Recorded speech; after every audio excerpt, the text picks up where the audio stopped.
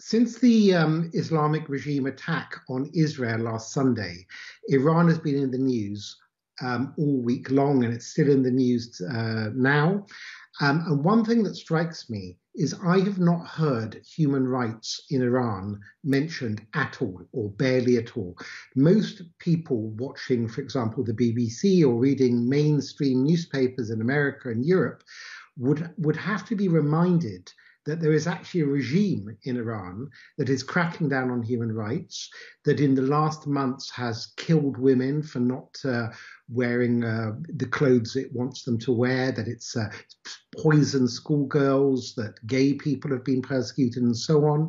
We also haven't been reminded that Iran is in effective control of a whole bunch of states: Syria, Iraq, Yemen, Lebanon, Gaza, and so on.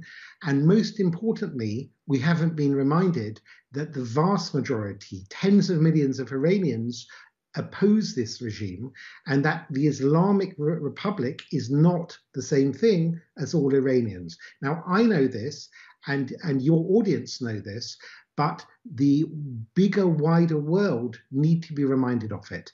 And speaking as someone who's followed human rights for a long time and also followed the situation in Israel, many Jews and Israelis can be very familiar with distorted or exaggerated media, particularly in the last 6 months since the October 7th attack, although before that too.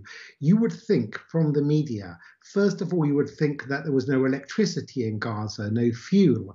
Then you would think there was mass starvation. Then you would think that tens of thousands of children have been killed by Israel. In fact, none of this is correct. It's wildly exaggerated reporting.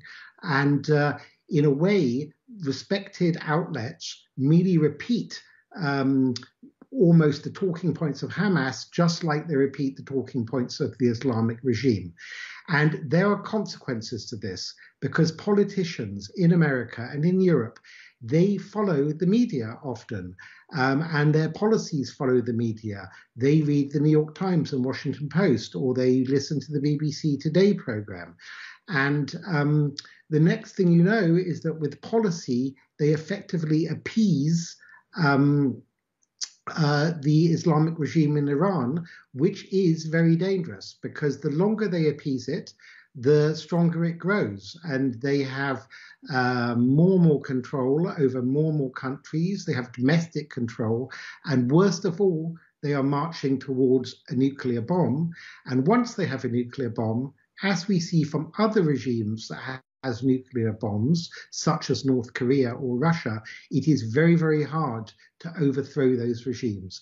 And therefore, we need now, while Iran is in the news, to make sure there is maximum pressure externally to help people inside Iran push back and hopefully change the Islamic Republic regime.